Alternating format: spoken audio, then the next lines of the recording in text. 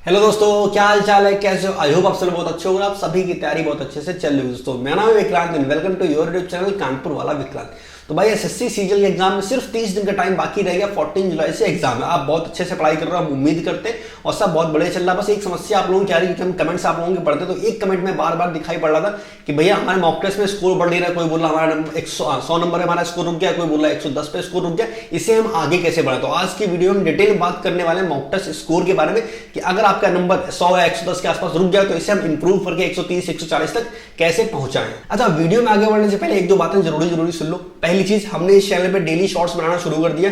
तो डेली सुबह 10:10 पे आपको एक शॉर्ट्स मिलेगा जहां पे आपके जो भी सवाल होते हैं वो सवाल को कवर करने की कोशिश करते हैं। तो आपका कुछ भी सवाल है आप नीचे कमेंट सेक्शन में पूछ सकते हो सकता है कल की वीडियो में हम उसे कवर कर लें। दूसरी अनाउंसमेंट ये है कि मेरा जो दूसरा चैनल है विक्रांत टॉक्स वाला, वहां पे हमने मैथ्स पढ़ाना शुरू कर दिया। डेली रात में 8:08 पे हम एक शॉर्ट्स अपलोड करते हैं, वो भी प्रीवियस क्वेश्चन पेपर पर, और कोशिश करते हैं टाइप वाइज चलने की। अभी मैंने रेस को स्टार्ट किया तो अभी रेस का टाइप 1 टाइप 2 खत्म हो गया और आज वाली वीडियो में टाइप 3 भी आएगा।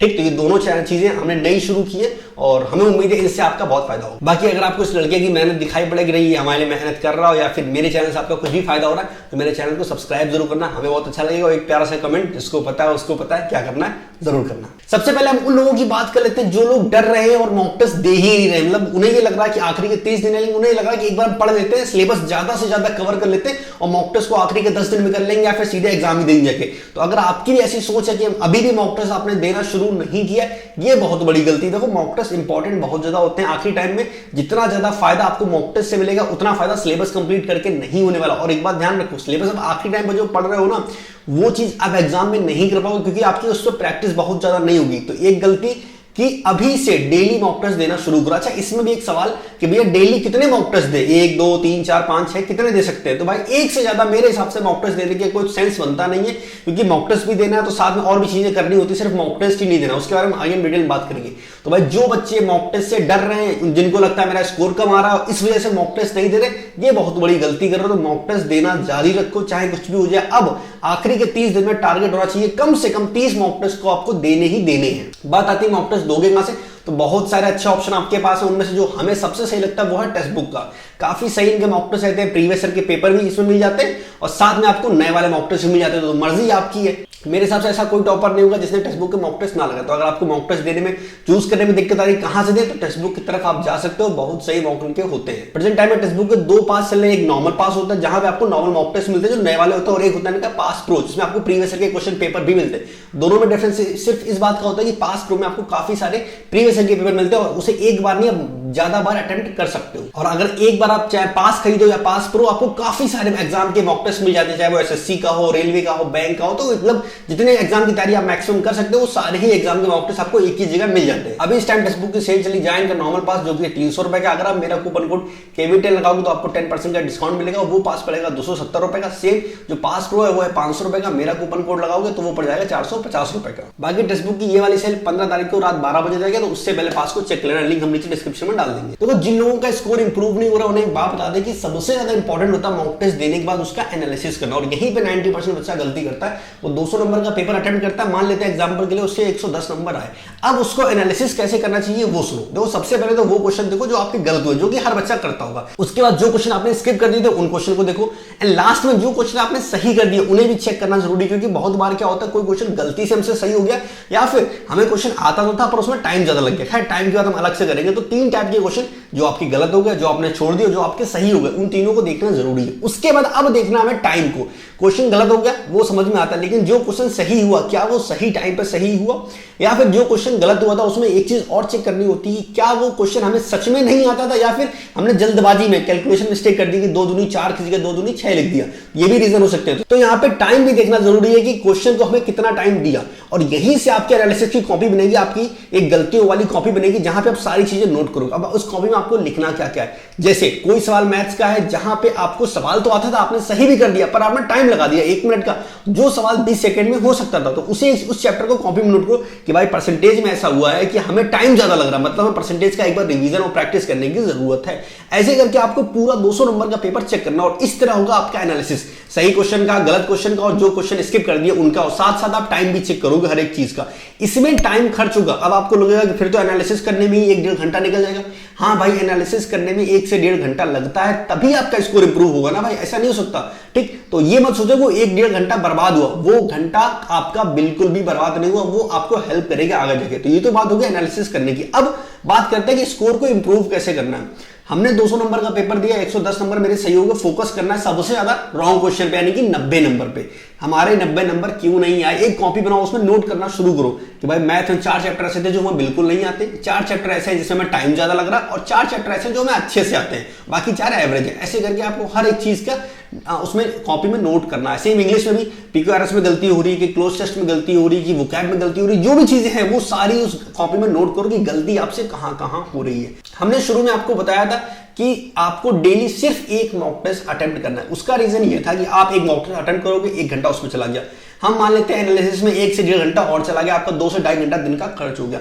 अब आपने जो गलतियां की हैं 90 नंबर की, उन पे भी तो काम करना है। आपने जो 4 चैप्टर छांट के रखे कि ये हमें बिल्कुल नहीं आते, 4 चैप्टर ऐसे होंगे जो आपको आते तो हैं पर उसका रिवीजन करना। तो फोकस सबसे पहले उन चीजों पे करना है जो आपने पढ़ी तो है पर आप उन्हें भूल जा रहे हो, या फिर जिसका आपको लगता है रिवीजन करने की या प्रैक्टिस करने की जरूरत है। तो रिवीजन और प्रैक्टिस ये दोनों चीजें भी सेम डे आपको करनी है। प्रैक्टिस किसकी किसकी करनी है अब वो सुन लो। देखो भाई, मैथ्स में वो चैप्टर जिसमें आपको टाइम लग रहा है उनकी प्रैक्टिस करने की सबसे ज्यादा जरूरत है। सेम रीजनिंग में भी कोई ऐसा चैप्टर है जो आपको लगता है कि भाई हमने पढ़ा तो था पर हम भूल गए, उसका आपको प्रैक्टिस, उसका रिवीजन करने की जरूरत है। इंग्लिश में क्लोज टेस्ट हो गए, PQRS हो गए, पैसेज होगा, अगर इसमें नंबर कट रहे तो आपको डेली इनकी भी प्रैक्टिस करनी है, मॉक टेस्ट के अलावा भी। सेम बात करें रिवीजन की, तो भाई वोकैब का आपको रिवीजन करना, जीएस आपने जहां से पढ़ी थी उसका आपको रिवीजन करना। इसके अलावा मैथ्स के फॉर्मुला हो गए, रीजनिंग में अगर आपने नोट्स बना रखे हैं उसके हो गए, इंग्लिश के ग्रामर के रूल्स उसका रिवीजन हो गया। तो इन चीजों का आपको रिवीजन भी करना है। आखिरी के 30 दिन है तो आपको करंट अफेयर्स पे भी ध्यान देना, क्योंकि current affairs important role play करता है। अगर सीजन 2022 की बात करें तो हर पेपर में 5 क्वेश्चन एवरेज पूछे गए थे सीजन 22 के प्री में, तो करंट अफेयर्स इंपॉर्टेंट है। बाकी करंट अफेयर्स के लिए हम आपको बता दें, हमने फ्री में PDF अपने टेलीग्राम चैनल पर डाली, तो हम उसका लिंक नीचे डाल देंगे टेलीग्राम चैनल के डिस्क्रिप्शन में, जाके आप डाउनलोड कर सकते हो PDF में, और उसे डेली कुछ पेज पढ़ना शुरू करो। 1 महीने में 3-4 बार कम से कम PDF को कंप्लीट कर लो। इतना सब करने के बाद आपको मिक्स क्वेश्चन की प्रैक्टिस भी करनी, ज्यादा से ज्यादा मिक्स क्वेश्चन लगाओ, सेक्शनल टेस्ट दो। ठीक, तो ये सारी चीजें होगी जो आपको पूरे दिन में कंप्लीट करनी है। इसीलिए मैं आपको कहा था कि दिन में सिर्फ एक मॉक टेस्ट लगाओ, बाकी कुछ टाइम अपना प्रैक्टिस और रिवीजन करने के लिए भी रखो, क्योंकि अपनी गलतियों पे काम करना इंपॉर्टेंट है। 200 नंबर का पेपर आज आपने दिया और 90 नंबर आपके नहीं आए, 110 नंबर तो आ गए। ठीक, जरूरी यहां पे ये आता है कि भाई जो 90 नंबर नहीं है उस पे हमें दिन भर काम करना है, हमें अपने एक चैप्टर पे काम करना है। जैसे मैथ्स में अगर आपके 4 चैप्टर आपको जो आते हुए भी गलत हो रहे हैं, जिसपे आपको रिवीजन या प्रैक्टिस करने की जरूरत है, उन चैप्टर हम आपको बता दें। ज्योमेट्री, आपने 2-3 दिन में ज्योमेट्री का अच्छे से रिवीजन कर लिया तो उससे फायदा मिलेगा, जब अगली बार आप मॉक टेस्ट को दोगे तो ज्योमेट्री के सवाल गलत नहीं होंगे। तो जो चीजें आपकी गलत हो रही है, स्पेशली वो चीज जो आपने पहले पढ़ रखी है, उनका रिवीजन करना बहुत इंपॉर्टेंट है। तभी आपका कुछ भला होने वाला, तभी आपके नंबर बढ़ेंगे, और यकीन करो ऐसे ही आपके नंबर बढ़ेंगे। और एक बात बता दें, ऐसा चमत्कार नहीं हो सकता कि आपके 110 नंबर आ रहे हो अचानक से 160 पहुंच जाओगे। भाई आज 110 नंबर आ रहे हैं, एक सवाल को अगला सही करोगे तो 2 नंबर मिलेंगे, फिर 2 नंबर, तो 2-2 नंबर करके बढ़ाते हुए चलो, और धीमे धीमे आपका स्कोर इंप्रूव हो जाएगा। करना सिर्फ इतना, अपनी गलतियों पे काम करना, जो चीज आपने पहले पढ़ रखी है उसका अच्छे से रिवीजन करना, और मॉक टेस्ट का एनालिसिस करना बहुत ज्यादा इंपॉर्टेंट है। आपके मॉक टेस्ट की एक अलग कॉपी होनी चाहिए जहां पे अपनी सारी गलतियों को लिखोगे, क्योंकि जब आप गलती को लिखोगे उसे बार बार देखोगे तभी तो मेहनत कर पाओगे, वरना आपने मॉक टेस्ट का एनालिसिस किया, कहीं कुछ नोट ही नहीं किया तो भूल जाओगे भाई कौन सा चैप्टर आपका गलत था, कौन सा चैप्टर आपका सही था। तो वो कॉपी भी मेंटेन करो, उसे डेली देखो रात में सोने से पहले कि आज हमने दिन भर में कितनी पढ़ाई की और क्या क्या चीजें मेरी गलत हुई थी, उससे हमें आगे इंप्रूव करना है, और एक एक करके चैप्टर को इंप्रूव करते जाओ। बाकी आखिरी के 30 दिन हम एक टिप आपको और देना चाहेंगे, अब कोशिश करना ज्यादा कुछ नया मत पढ़ना। सपोज करो मैथ्स में आपके 4 चैप्टर छूट गए जो सवाल गलत हो रहा हो, क्योंकि आपने पहले इससे पहले कभी भी चैप्टर पढ़े नहीं थे।